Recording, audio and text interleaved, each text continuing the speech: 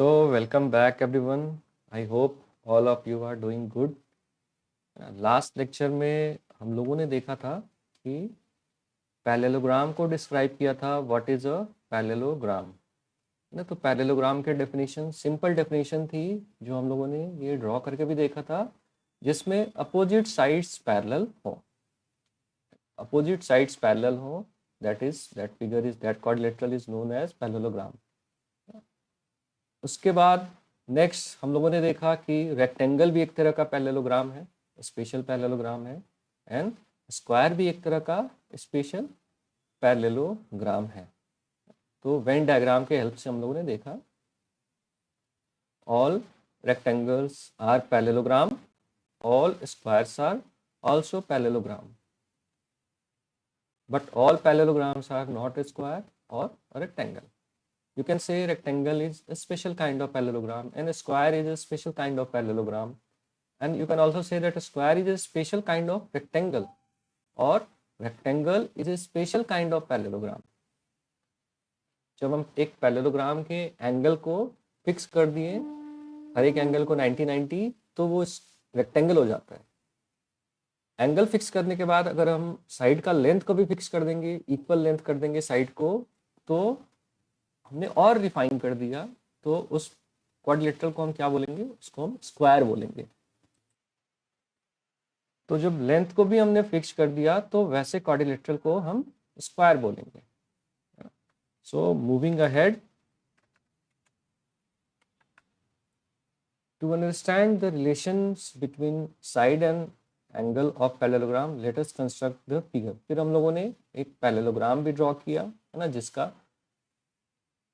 जिसमें हमने side fix किया 4 सेंटीमीटर एंड 5 सेंटीमीटर, और उसके हर एंगल एक एंगल 30 डिग्री फॉर्म किया, और उसके हेल्प से हम लोगों ने पैरेललोग्राम बनाया.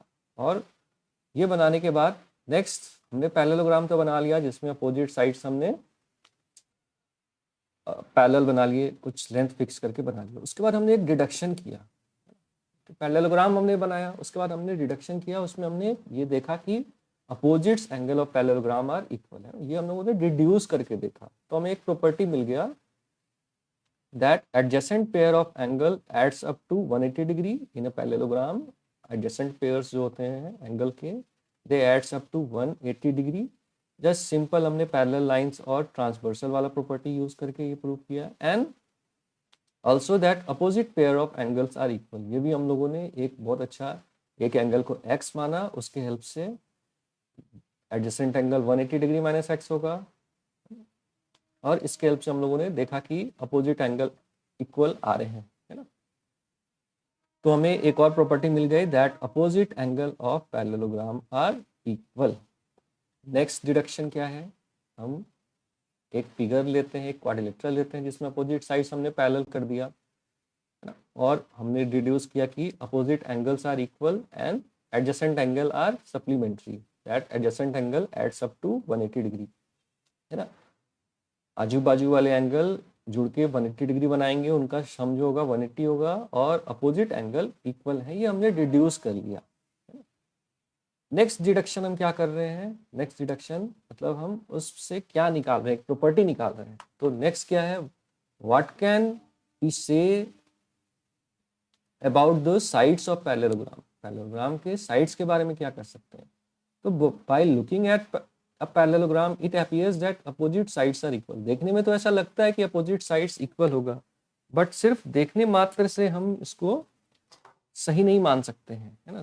देखने मात्र से मैथ्स नहीं हम वो कर सकते, हमें प्रूफ देना पड़ता है. चलो हम अब प्रूफ देते हैं. अपोजिट साइड्स इक्वल दिख रहे हैं, तो सच में वो इक्वल है कि नहीं. Can we again use congruence to show this, which two triangles can be consider for this. तो ठीक है, कॉन्ग्रुएंसी प्रॉपर्टी का हम इसमें यूज करने जा रहे हैं. कॉन्ग्रुएंसी प्रॉपर्टी का यूज करने जा रहे हैं. तो this is our parallelogram ABCD. This is our parallelogram ABCD. In triangle ABD, in triangle ABD,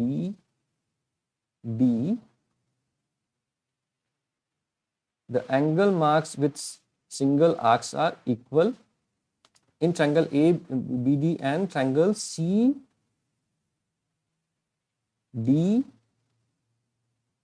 and b, the angle marks with single arcs are equal. आप भी देखो अपोजिट एंगल इक्वल होंगे तो इस ट्रायंगल का जो ग्रीन वाली triangle है उसका ये वाला एंगल इसके बराबर होगा, सिंगल मार्क्स वाले इक्वल है, और ये डबल मार्क वाले एंगल आपस में इक्वल है। इन दो ट्रायंगल में ये एंगल्स इक्वल होंगे, है ना,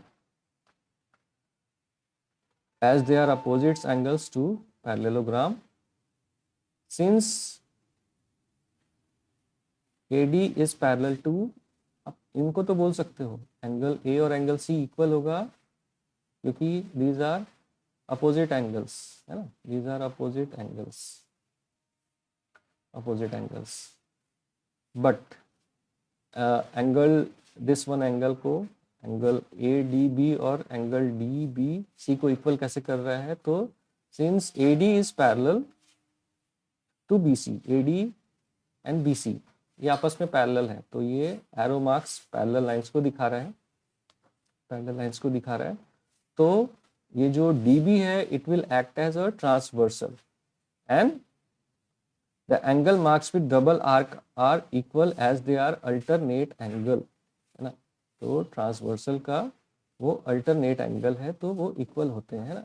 आपका एक पैरेलल लाइन होता है ना, पैरेलल लाइन होता है और ये ट्रांसवर्सल होता है, तो आपको पता है ये वाले अल्टरनेट एंगल्स हो गए, अल्टरनेट एंगल्स, तो ये इक्वल होते हैं, है ना?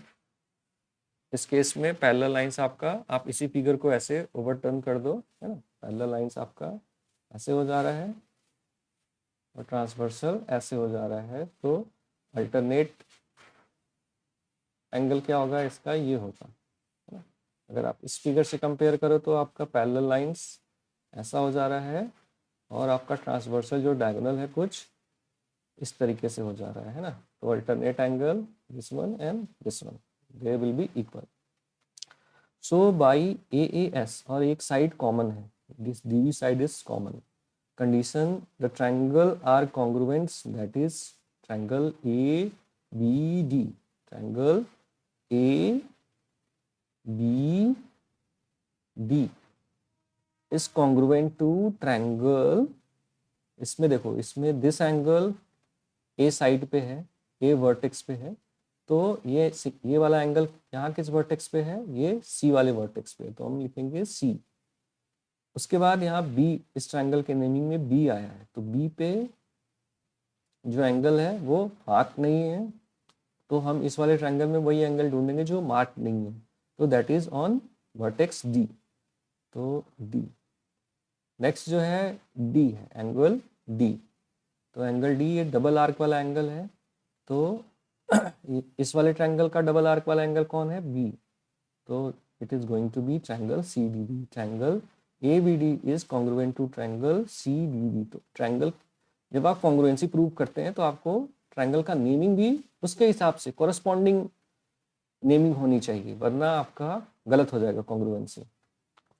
अभी इसमें हम ये बोल सकते हैं therefore we can say since this triangle are congruent, so AD is congruent to, इसमें corresponding उठाएंगे, is equal to CB and that AD क्या है, this side and CB this side, so opposite sides.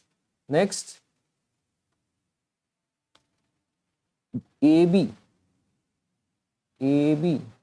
is equal to, AB is equal to, तो इसमें भी ये देखेंगे CB, है ना, AB is equal to CB, AB is equal to CB, AB is equal to CB, तो these are opposite sides। तो हमने डिड्यूस किया कि पैरेलल अपोजिट साइड्स जो होंगे पैरेललोग्राम के वो इक्वल होंगे। सबसे पहले हमने यहाँ पे अभी कहाँ से स्टार्ट किया था, सबसे पहले हमने स्टार्ट किया था कि हमने दो पैरेलल लाइंस से पैरेललोग्राम बनाया था, है ना, पैरेललोग्राम बनाया था। उसके बाद हमने उसमें प्रूव किया कि अपोजिट एंगल्स इक्वल होंगे, अपोजिट एंगल इक्वल होंगे, ये हमने प्रूव किया, है ना, ये डिड्यूस किया हमने। ये डिड्यूस करने के बाद अभी हम क्या डिड्यूस कर रहे हैं, अपोजिट साइड्स इक्वल होंगे, अपोजिट साइड्स इक्वल होंगे ये एक और प्रॉपर्टी हमने डिड्यूस कर लिया, एक पैरेललोग्राम के अपोजिट साइड्स इक्वल होंगे, ये हमने डिड्यूस कर लिया। Is it wrong to write that triangle ABD is congruent to triangle CDB? Yes, it is wrong. आपको corresponding part इसमें आपने सही से नहीं लिखा है ना, ये मैं ऊपर एक्सप्लेन कर रहा था। अब देखो, यहाँ का वर्टेक्स A है तो यहाँ का वर्टेक्स इक्वल वाला एंगल C, ये तो उसने सही लिखा है। उसके बाद नेक्स्ट वर्टेक्स उसने B पर आया है, B मतलब जिसका एंगल मार्क नहीं है, तो इसका भी वही वाला होना चाहिए जिसका एंगल मार्क नहीं, तो यहाँ D होना चाहिए ना, तो एंगल CD B होना चाहिए ना, CDB होना चाहिए। यहाँ देखो D है तो D के कोरस्पॉन्डिंग इस ट्रायंगल में इस दूसरे ट्रायंगल में कौन सा है, तो डबल आर्क वाला है, तो B है, तो ये होना चाहिए सही। This is wrong, this is wrong. From the deduction we can find remaining sides and angle of parallelogram, है ना। तो जो ऊपर हम लोगों ने पैरेललोग्राम बनाया था, तो इस डिडक्शन से हम फाइंड कर लेंगे remaining angles and remaining sides. तो अपोजिट साइड्स इक्वल होंगे, तो पीछे हम लोगों ने साइड्स, हमने ये चीज़ फिक्स किया था, ये साइड फिक्स किया था, ये साइड फिक्स किया था और ये एंगल फिक्स किया था, है ना। अभी हम इस साइड से हम बोल सकते हैं अपोजिट साइड्स इक्वल होगा, तो ये भी 5 सेंटीमीटर का होगा, ये भी 5 सेंटीमीटर का होगा, और ये वाले साइड्स जो हैं, ये वाला साइड और ये वाला साइड 4 सेंटीमीटर इक्वल होगा, है ना। ये साइड इक्वल होगा, और एंगल्स अपोजिट्स एंगल इक्वल होंगे, and adjacent angle will be supplementary. तो हम लोगों ने क्या क्या प्रॉपर्टी अभी तक डिड्यूस कर लिया, डिडक्शन से हम लोगों ने क्या क्या प्रॉपर्टी फाइंड किया, that opposite sides of parallelogram are equal, ये पहला प्रॉपर्टी हमने फाइंड किया। देन अपोजिट साइड्स पैरेललोग्राम के पैरेलल होंगे, है ना। एक्चुअली पैरेललोग्राम का बेस ही यही है कि अपोजिट साइड्स पैरेलल होंगे। Adjacent angles adds up to 180 degree and opposites angles are equal. Next, are diagonals of parallelogram also equal. ठीक है, अभी हम और देखेंगे डायगोनल्स का क्या है, डायगोनल्स इक्वल होते हैं या नहीं होते हैं।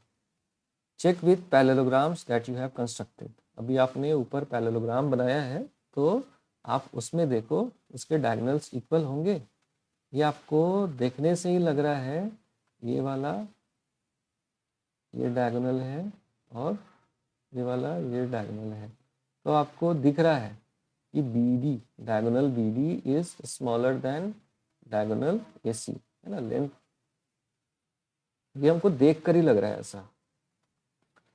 We see that diagonals of parallelogram need not to be equal। तो diagonals of parallelogram equal होंगे ऐसा जरूरी नहीं है।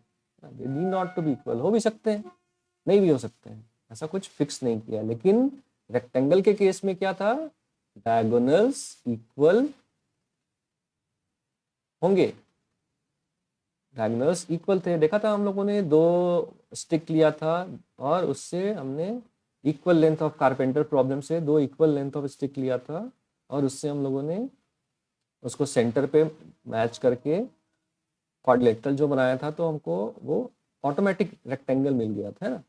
एक्चुअली होता क्या है ना, जब डायगोनल का लेंथ इक्वल हो जाएगा, डायगोनल का लेंथ जैसे इक्वल हो जाएगा, तो वो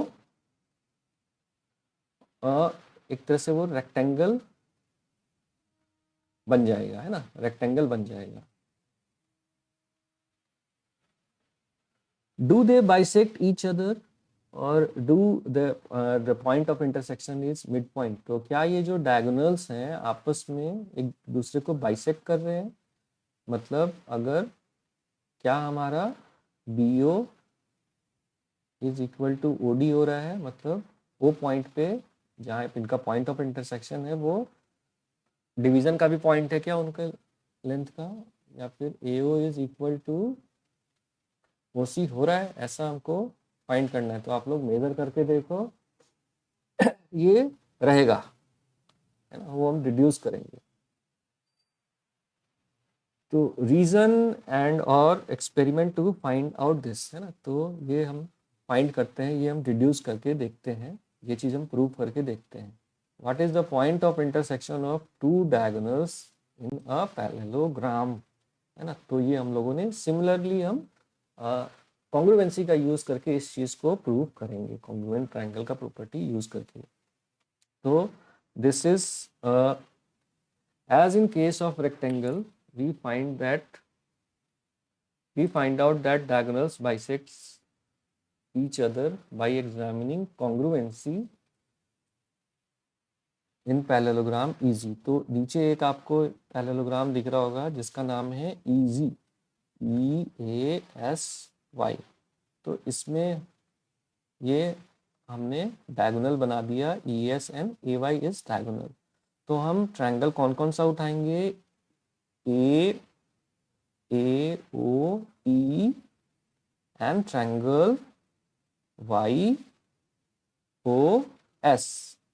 है ना। इन ट्रायंगल को कॉन्ग्रुएंट प्रूव करेंगे। तो आप देखो ट्रायंगल AOE में और ट्रायंगल YOS में, इस ट्रायंगल का this angle A is equal to Y, ये same alternate angle, these lines are parallel, this line and this side is parallel and this is acting as a transversal, so alternate angle are equal. Next, again in this triangle, this line and this line is parallel and this line is acting as transversal, so this E angle, this part of E angle shown by double arc is equal to this part, alternate angle of transversal. So these two angles are equal and the opposite sides of parallelogram are equal, we have proved just now. So AE is equal to SY, A is equal to SY, therefore we can say that these triangles are congruent by which property, by SAS, SAS property से sorry ASA, angle side angle, है ना, SAS नहीं ASA।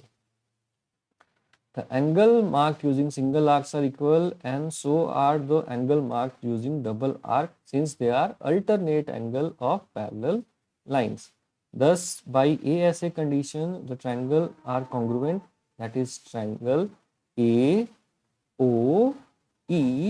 is congruent to triangle YOS. Therefore जब congruent हो गए तो अभी इसमें से हम उठाएंगे इस कॉन्ग्रुएंट ट्रायंगल में से AO will be equal to इधर उठाएंगे हम YO, है ना। तो ये क्या है, AO and YO, this is AO and this is YO, ये इक्वल हो गया। दूसरा, अभी इस ट्रायंगल में से हम उठाएंगे OE will be equal to OS, OE will be equal to OS, है ना। तो this is OE, this is equal to OS। तो देखा हमने जो डायगोनल्स हैं एक पैरेललोग्राम के, वो एक दूसरे को बाइसेक्ट कर रहे हैं, मतलब इक्वल हाफ में डिवाइड कर रहे हैं। The diagonals of parallelogram bisect each other। तो एक और हमें प्रॉपर्टी मिल गई, है ना। होप यहाँ तक आपको क्लियर है।